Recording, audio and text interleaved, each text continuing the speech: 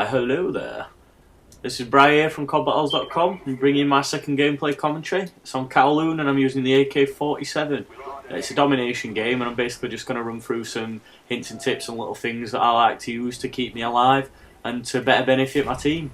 As you can see, we run straight up towards B, most important flag on any domination game. You need to be getting this if you're realistically going to stand any chance of winning. So I run straight up, get it capped, and we've got it locked down. And now let the killing begin, unfortunately for them. Now straight away here I head up towards Monkey House. Now this is probably one of the better spots that you want to be controlling on this game, especially if you're going to do what I'm going to do, which is to protect B. I tend to do that a lot when we play team games because I'm good at holding it down and, well, somebody really needs to do it. As you can see here, we are triple capping, so what I do is I just wait in the middle of the map for a few seconds just to see what's happening. And obviously the enemy decide that they're going to take A, they're not going to flank round and take us at C. So I'm alright in the current position that I'm in. As you can see, they've got A, and we've got them pretty well trapped in. If you look at the mini-map, you can see that they're all spread out pretty well. I'm playing with the rest of the CoDBattles team here, so we're used to playing in this way. We haven't got any randoms running around, ruining spawns or anything. Not that it's their fault, but they just don't know the way that we like to play. Now, obviously, one's managed to get behind us to get C, so I take a quick look at my mini-map, and I realise that there's enough people pushed up for me to drop back and help C. There's not really a great likelihood of anyone being there to counteract me going back to help them at C.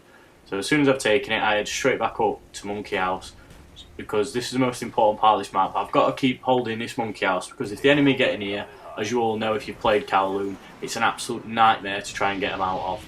So you want your team to be in that position and to not have to fight to take Monkey House.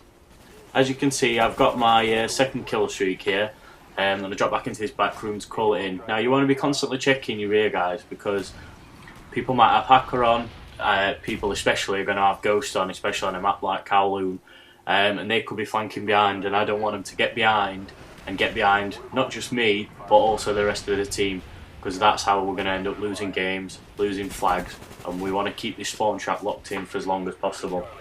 Now I hear on my headset this guy climbing up the ladder behind me, and I decide to drop shot. This is probably not the perfect position to be drop shotting in. I managed to get away with it, but I wouldn't really recommend drop shotting if someone's below you, because they've got a clear shot of your head and they're going to panic and they're just going to spam the trigger. More than likely you're going to get had off most of the time in that position. Now as you can see, when I kill someone, I constantly move to another position. This keeps the enemy guessing as to where I am. Obviously they know that I'm somewhere in this Monkey House because it's where I've been for the majority of the game, in and around the B flag, but I don't want them to know exactly where I am. I don't want to be standing in the same window or looking through the same door, because it's very easy for them to run round, put the scope up quickly, surprise me and kill me.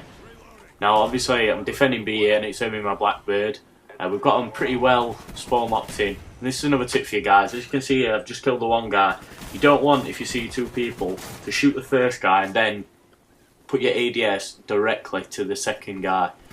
The majority of the time the other person will see you shooting the other guy first and will kill you.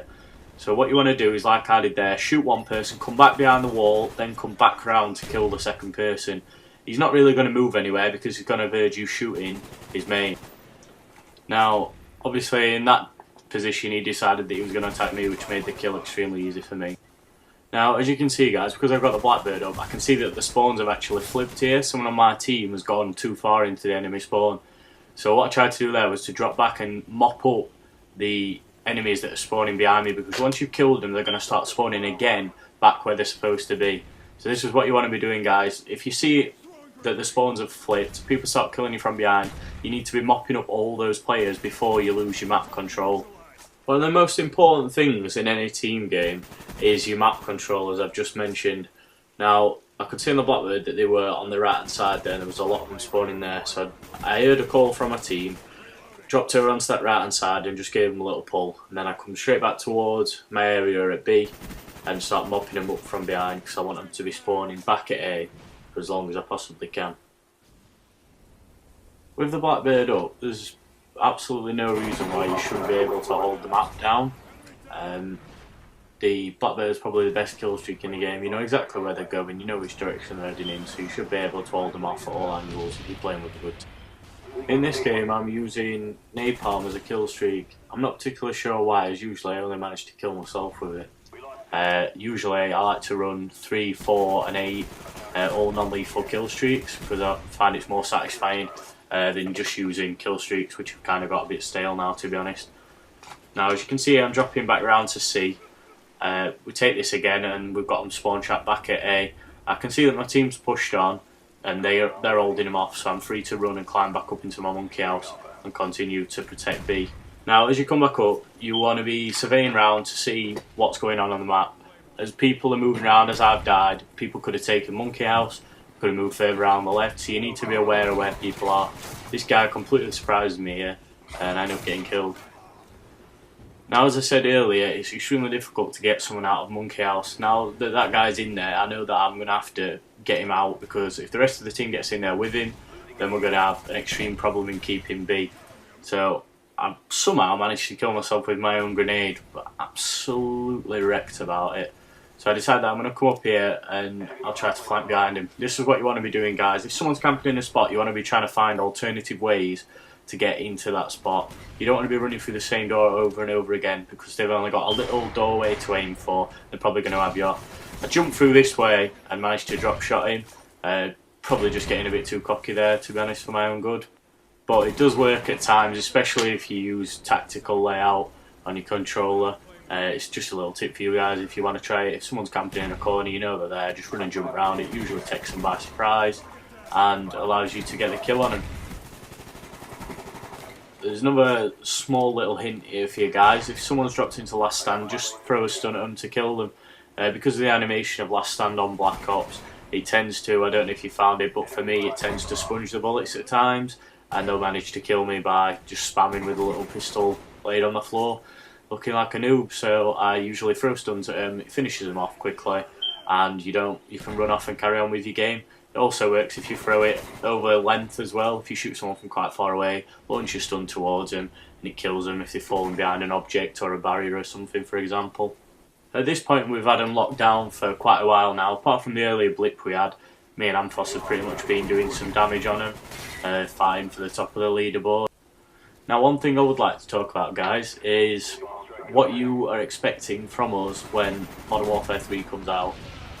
Now, I want to know if you want in gameplays, if you want in nade spots and spots that best to hold down defensive positions, if you're looking for the new game modes, such as Kill Confirmed, or if you're looking for best class setups. As the first weeks go by, obviously, people are going to be learning a lot more about the game. So I want to know what you would find most interesting and most helpful from us, so that we can deliver the best content to you. As I was saying earlier, we've got another Blackbird up now, which makes it even easier. I wouldn't usually chase this person, but for some reason, because I've got the Blackbird up, I decide that I'm going to go and chase him, which is probably one of the worst things you can do. If you take some shots at someone, you don't want to be chasing them around corners, because they've got an advantage. They know where you've started shooting him from, and all they have to do is turn, get behind some kind of head glitch, and they're going to have you off. Which is shown perfectly by the fact that I get shot in the back, not by the guy that I've chased, but because I take my eye off the ball. That's what you get. And shoot this little noob sat in the corner for the game-winning kill cam. He absolutely loves it. So that's it for today, guys. Thanks for taking your time out of your day to watch my commentary. If you could let me know in the comments below what you're expecting from Modern Warfare 3 and what you'd like me to be bringing content on. And if you could visit us at the website at www.CoDBattles.com, that'd be brilliant, guys. Thanks, I'll see you next time.